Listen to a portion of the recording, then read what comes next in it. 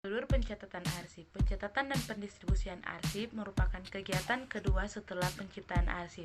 Dalam proses pencatatan dan pendistribusian ini, terdapat prosedur pengurusan surat masuk dan surat keluar.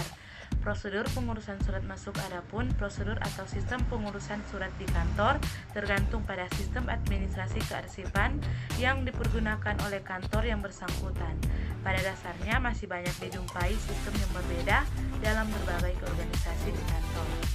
Langkah-langkah pengurusan surat masuk pada umumnya dilakukan sebagai berikut. A. Penerimaan. Tugas penerimaan surat dilakukan dengan cara 1. Mengumpulkan dan menghitung jumlah surat yang masuk. 2. Meneliti ketepatan alamat si pengirim. 3. Menggolong-golongkan surat sesuai dengan jenisnya. 4. Menandatangani bukti pengiriman sebagai tanda bahwa surat telah diterima. B. Penyortiran. Pekerjaan penyortiran meliputi tugas-tugas 1. Memisahkan surat-surat untuk pimpinan, sekretaris, karyawan lainnya, dan surat dinas lainnya. 2. Menggolong-golongkan surat dinas ke dalam surat dinas rutin, surat dinas penting, dan surat dinas rahasia. 4.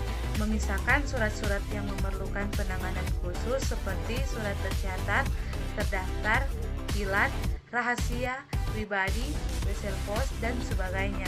Mencatatnya dalam buku penerimaan tersendiri agar dapat diterima oleh orang yang berhak.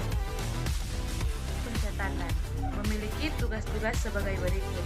1. Membuka amplop, membaca dan meneliti isi surat agar pimpinan dapat dengan cepat menangkap inti maksud dari isi surat dengan cara menggarisbawahi kata kalimat yang dianggap penting.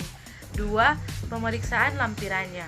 3. Membubuhkan cap stempel yang merupakan stempel agenda pada ruang yang kosong di bagian atas bawah halaman pertama surat. 4. Mengagendakan surat masuk, yaitu mencatat surat tersebut dalam buku penerimaan harian untuk surat masuk. D. Penyimpanan berkas arsip surat masuk. 1. Meneliti tanda-tanda apakah berkas tersebut sudah dapat disimpan. 2. Mengindeks. 3. Memberi kode. 4. Menyimpan ke dalam folder map tertentu. 5. Menatap arsip. Proses pencatatan arsip ada 3 prosedur yang perlu diperhatikan. 3 prosedur itu ialah 1. Buku agenda, 2. Kartu kendali, dan yang ketiga itu adalah tata naskah. Kita bahas yang pertama itu ialah buku agenda. Mengagendakan surat adalah kegiatan mencatat surat masuk ke dalam buku agenda atau buku harian. Buku ini bisa disebut buku agenda masuk atau daily mail record. Buku agenda adalah suatu buku yang digunakan untuk mengagendakan surat masuk maupun surat keluar dalam suatu perusahaan. Fungsi dari buku agenda ialah 1. Sebagai alat bukti keluar masuknya surat. 2. Mengetahui jumlah surat masuk dan surat keluar. 3. Mengetahui penomoran surat keluar. 4. Membantu pencarian surat. 3 yaitu 1. Buku agenda tunggal. 2. Buku agenda kembar. Yang ketiga itu ialah buku agenda berpasangan. Buku agenda tunggal adalah buku agenda yang memuat daftar surat masuk sekaligus surat keluar dalam suatu format. Di bawah ini adalah contoh format dari buku agenda tunggal. Kolom pertama ada nomor urut. Yang kedua ada tanggal surat. Tanggal surat kita ambil di bagian kanan bawah. Di situ tanggal surat 4 Februari 2002. Kolom ketiga ada tanggal agenda. Untuk kolom tanggal agenda kita isi dengan tanggal di mana kita menulis dokumen tersebut ke buku agenda. Kolom keempat ada nomor surat. Untuk nomor surat terdapat di bagian atas dokumen. Kolom kelima dan 6 itu adalah kolom M dan K. Jika dokumen tersebut adalah dokumen masuk, maka kita isi di kolom M. Begitu pula sebaliknya. Dan kolom yang ketujuh ada kolom dari atau kepada. Untuk kolom ini kita tulis dari siapa atau kepada siapa surat ini. Karena ini berupa dokumen masuk yang maka kita tulis dari saudara ID. Untuk kolom ke-8 berisi isi ringkas. Karena dokumen itu akta kelahiran, maka kita isi akta kelahiran. Dan kolom ke-9 ada keterangan. Jika dokumen tersebut ada keterangan, maka kita isi. Jika tidak perlu diisi.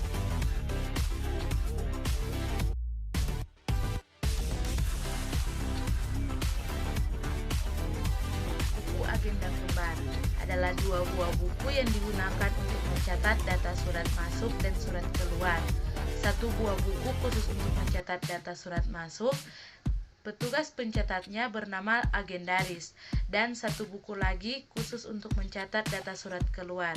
Petugas pencatatnya disebut verbalis. Di bawah ini saya lampirkan contoh format untuk surat masuk dan surat keluar. Yang ketiga adalah buku agenda berpasangan. Adalah buku yang digunakan untuk mencatat data surat masuk dan surat keluar pada buku yang sama. Data surat masuk biasanya dicatat pada bagian sebelah kiri buku, sedangkan pencatatan dan surat keluar pada bagian sebelah kanan buku. Apabila kita menggunakan buku agenda sebagai alat pencatatan, maka kita memerlukan lembar disposisi sebagai alat pengendalian dalam distribusi penyelesaian suatu dokumen. Lembar disposisi akan beredar bersama dengan dokumen tersebut. Berikut ini adalah format lembar disposisi. Kedua, ada kartu kendali. Kartu kendali adalah lembar isian yang digunakan untuk mencatat, penyampaian, dan penyimpanan surat yang sifatnya penting, sehingga bila surat diperlukan dapat dengan mudah ditemukan kembali.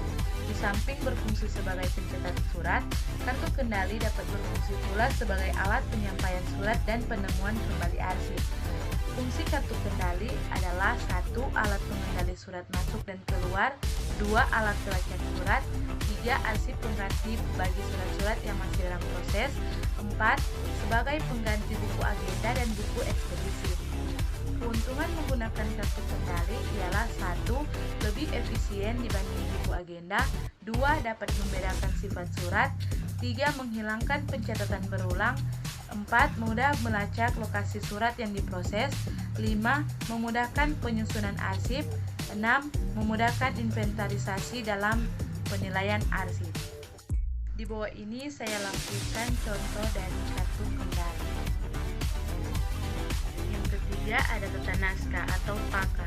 Sama seperti dua prosedur sebelumnya, prosedur tata naskah bertujuan untuk memudahkan penyajian, pengolahan, penguasaan, dan pencarian kembali segi-segi tertentu dari sesuatu persoalan yang dihimpun di dalam TAKA. TAKA adalah suatu kegiatan administrasi di dalam memelihara dan menyusun data-data dari semua tulisan mengenai segi-segi tertentu dari suatu persoalan pokok secara kronologis dalam sebuah berkas. TAKA itu adalah sebuah map jepit yang berisi surat untuk diedarkan kepada pengolah-pengolah yang berwenang terhadap pengolahan surat yang bersangkutan. Ini beredar dari pejabat ke pejabat lain sesuai keperluan dan peredarannya dimonitor terus-menerus oleh tata usaha TAKA sampai akhirnya persoalan suatu surat selesai dan TAKA-nya disimpan di tata usaha TAKA menurut sistem penyimpanan tertentu yang dipilih. Umumnya sistem penyimpanan TAKA adalah sistem subjek atau sistem pokok soal, walaupun tidak tertutup kemungkinan penyimpanan berdasarkan sistem lain, seperti sistem abjad atau nama, sistem nomor, atau sistem geografis.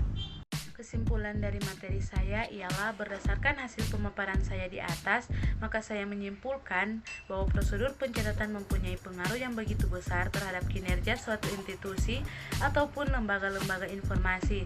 Sebab pada dasarnya, prosedur pencatatan yang dikelompokkan ke dalam 3 tahapan tersebut sudah memiliki keunggulan-keunggulan tersendiri.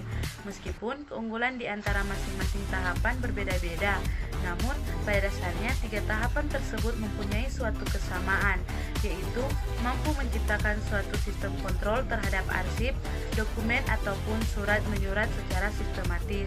Namun, keunggulan prosedur pencatatan tersebut masih menjadi sebuah pertanyaan besar dalam bentuk implementasinya, sebab terkadang hal-hal sepenting ini masih terus diabaikan oleh pustakawan maupun perpustakaan.